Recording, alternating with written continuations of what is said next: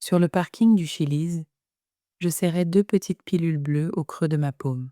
Elles étaient lisses comme des œufs de rouge-gorge, d'une beauté trompeuse pour dissimuler leur ignoble fonction. Prendre des laxatifs ou ne pas en prendre? Telle était la question.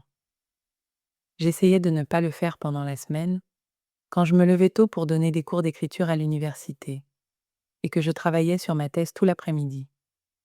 Je réservais les pilules pour le week-end. Mais ce soir-là, j'enfreignais déjà toutes mes règles d'anorexique. Ce soir-là, j'avais un premier rendez-vous. Le garçon de Twitter m'avait invité par message privé. Nous ne nous étions jamais rencontrés en personne. Bien que nous ayons beaucoup en commun, nous avions fréquenté la même université et étions tous deux passés directement en master, lui en économie et moi en écriture. Nous aimions le journalisme, nous intéressions à la politique locale et partagions le même humour d'Internet. J'avais accepté le rendez-vous, à condition que cela ne le dérange pas de conduire de Pittsburgh à Morgantown, en Virginie occidentale.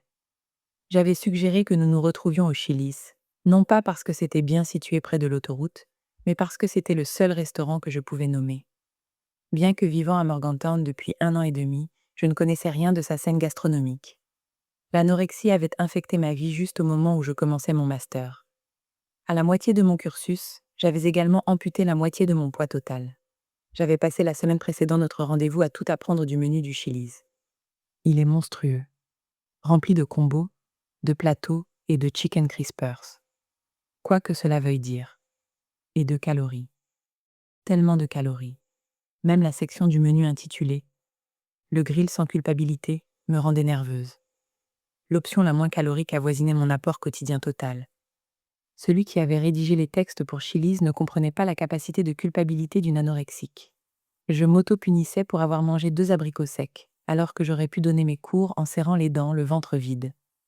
Une Jeep immatriculée en Pennsylvanie se gara sur le parking. J'avalais les laxatifs à sec.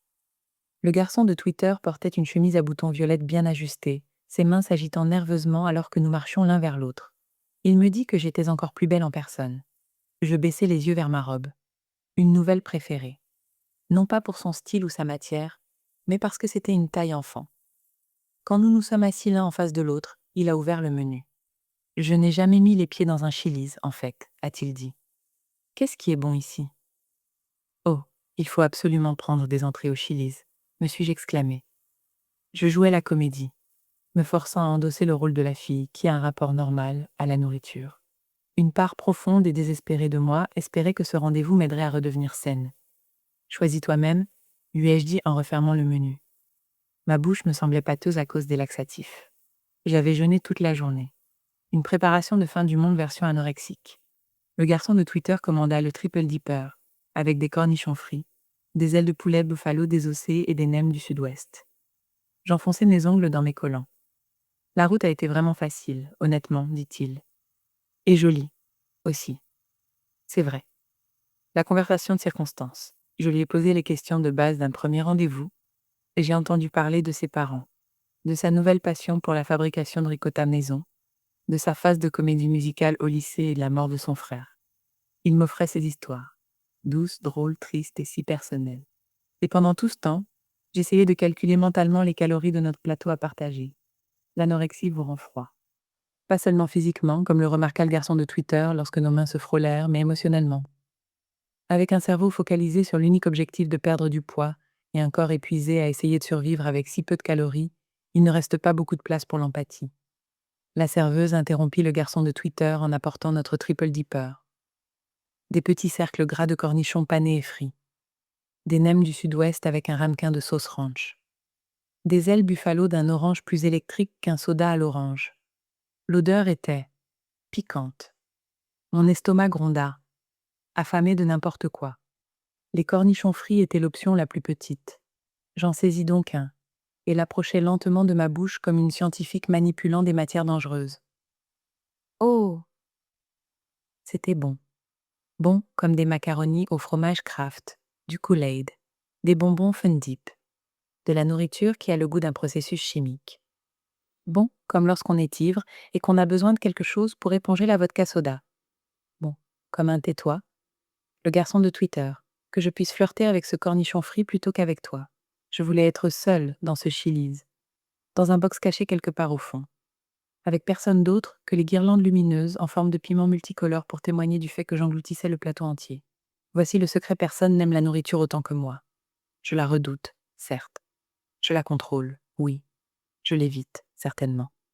Mais la nourriture est ce à quoi j'aspire. La nourriture est ce à quoi je pense constamment. La nourriture est la chose autour de laquelle j'organise ma vie entière. Je saisis un autre cornichon frit et le laissai reposer sur ma langue, au morceau de paradis salé. Partageons un dessert, dit le garçon de Twitter. Je n'ai même plus faim, mais j'ai envie de continuer à passer du temps avec toi. Nous avons choisi le cookie aux pépites de chocolat cuit à la poêle. C'est plutôt une tourte aux pépites de chocolat, pensai-je en regardant notre serveuse apporter un plat profond en fonte. Une boule parfaite de glace à la vanille couronnait le dessert. Mon anorexie hurla à cette idée. Elle tournait en boucle sur les mêmes chiffres. Encore et encore, les calories, mon poids, l'heure tardive, le temps qu'il faut pour que le laxatif commence à agir. J'appuyais sur le bouton rappel et m'abandonnais à la folie temporaire du Chili's. Je plongeais ma cuillère dans le cookie, les pépites de chocolat fondantes se mélangeant à la glace. L'anorexie avait anéanti ma libido, mais ce soir-là, j'avais envie de coucher avec ce cookie à la poêle. Le dernier morceau est pour la dame, dit le garçon de Twitter en poussant le plat vers moi.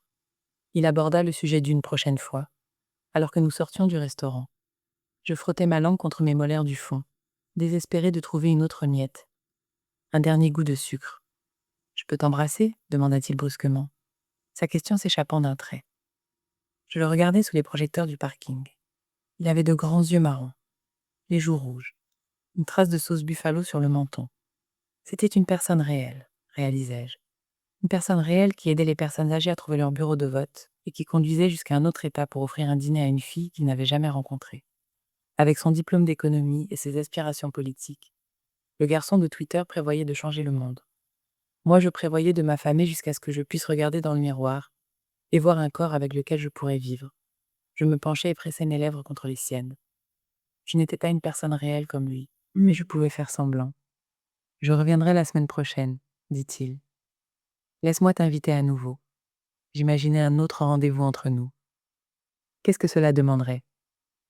D'accord, devrais-je lui dire, je souffre de troubles alimentaires. Donc on ne peut pas aller au restaurant. Pas de préparation de dîner non plus. En fait, c'est mieux s'il n'y a pas de nourriture du tout. Allons au cinéma. Je peux commander un Coca Diet extra large, m'enfoncer dans mon siège dans le noir et prétendre être la personne que je suis sur Twitter. Pas de corps encombrant. Tu pourras tenir mes mains glacées et au nerf abîmé. Tu pourras m'embrasser et je savourerai le pop-corn au beurre sur ta langue. Impossible. J'étais déjà en couple. L'anorexie exigeait mon temps, mon attention et mon amour. Elle m'entraînait dans les eaux sombres et froides de l'inanition. Le garçon de Twitter était une personne, pas une bouée de sauvetage. Il ne pouvait pas me sauver. Plus probablement attaché à une femme qui se noie, il serait lui aussi aspiré vers les profondeurs. Il repartit dans la nuit, vers la Pennsylvanie. Je restais là, oscillant seul sur le parking, une main pressée contre mon estomac, impatiente que la douleur familière et broyante du laxatif commence pour que je puisse me vider à nouveau. Avec l'anorexie, la vie n'est que cela, le vide. Il faudrait des années de souffrance et la destruction presque totale de ma santé mentale et physique, avant que les médecins ne me convainquent de commencer à prendre soin de moi. Je ne peux toujours pas sortir avec qui que ce soit. Ma relation à plein temps est désormais avec la guérison. J'essaie de ne pas comptabiliser toutes les opportunités que j'ai perdues à cause de la maladie. Mais il est difficile de ne pas se demander. Et si? Peut-être que le garçon de Twitter était l'amour de ma vie. Peut-être que nous aurions fêté nos 50 ans de rencontre assis l'un en face de l'autre chez Chili's, nos mains ridées entrelacées, souriant devant un cookie aux pépites de chocolat à la poêle.